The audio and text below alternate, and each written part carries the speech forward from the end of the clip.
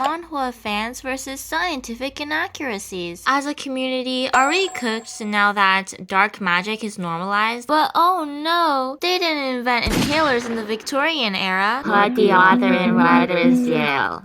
Why is it that dragons are allowed to exist without complaint, but eye transplants are not? Come on, I know you would kill to bring back that favorite character of yours that the author killed off. So why can't we pretend that eye transplants exist? Like, it's literally for your own good. The first type is historical inaccuracies, where people seem to think that everything is set in the Victorian era. Oh no, there's a card. A manhwa I really enjoyed is Shall We Bathe Your Grace? But when I tried to find what other people thought about it, well, it's apparently scientifically inaccurate for people in the Victorian era not to clean themselves. There's a lot of debate on whether this manhwa is scientifically accurate or not. It really shows how empty my brain was while reading this, cause all I thought while reading this was haha, funny concept, and wow, cute art. And I stand by it. Just a theory, but people who mostly read rom-coms have a higher tolerance for these inaccuracies. But these realists do have a point. How can it call itself a historical manhwa when it won't follow history? Probably why some people just lump them together under the umbrella of fantasy to avoid these arguments like, bruh, when is this set? The first inhaler of that type was made in 1958, lol. The inhaler in question. LMFAO. For real, they even made the inhaler out of wood to make it antique. It doesn't make sense that they came up with steroids before they made plastic. Wow, it's like it's not our world. Who would have thought? We've seen absolutely no evidence before now that this is not set in straight up the 1800s Europe. There's equally no evidence that the setting is just in 1800s Europe either, so the argument doesn't hold any water. Also, you know,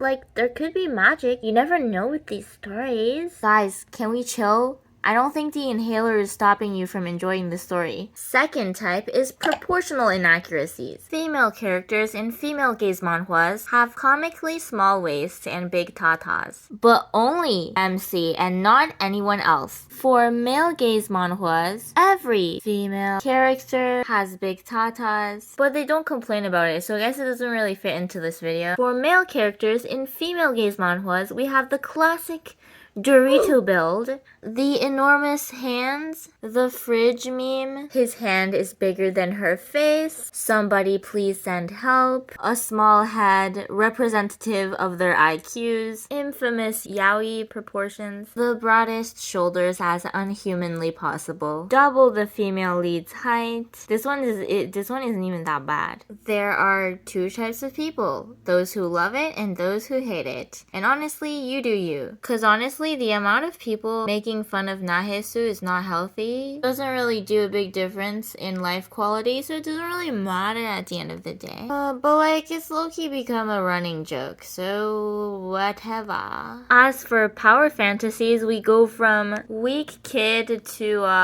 edgelord or something. Otherwise known as the best glow-up, where he changed his eye color, his jawline, like basically everything. But like haters, they really want to hate. Third is psychological inaccuracies, where a character who suffered abuse falls in love with her abuser and has absolutely no trauma. There are way too many examples of this. Another one is specifically targeted towards regressors and baby transmigrators. Theoretically, if a grown-ass woman isekais into a baby's body, she should still act like a grown-ass woman. I liked it so far. The protagonist is this angry little gremlin the entire time. Kind of realistic for a toddler. The difference is that she has a mind of an adult angry little gremlin and the body of a cute kid angry little gremlin. Baby Tyrant is hilarious. Honestly, I'm not gonna go around policing people for their manhwa taste, cause it's not like my taste is any better. And Baby Tyrant isn't even that that bad. I think part of the enjoyment comes from reading the passive-aggressive arguments like, I hated how the story seemed to revolve around Jesus suffering. I mean, I understand your criticism, but I would have to disagree with you. Oh damn. There's equally no evidence that the setting is just 1800s Europe either, so the argument doesn't hold any water. Yo, clock it!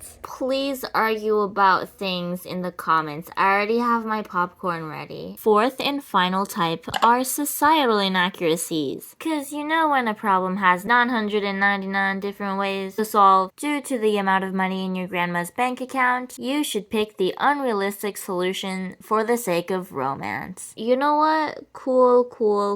I can't really complain. New societal norms have been put into place, and everyone has been reprogrammed to bully rich people who have the ability to annihilate your family at will. Very logical, guys. I'm about halfway through it, and it's so frustrating. It feels like none of the characters have a brain. I mean, personally, I don't really mind. High schools become battlefields, and like pyramid schemes. Villains start folding as soon as MC breathes. Everyone is stupid except for the MC. Society bends to make sure that the main couple ends up together. This happens a lot, and I'm pretty sure it's the most tolerated amongst the four I mentioned. Well, depending on the level of insanity, but if it's rather mild, it's alright, cause we do need a bit of societal common sense bending when writing fiction. But overall, people need to chill, like none of anything is that deep. We're just here to look at pretty drawings.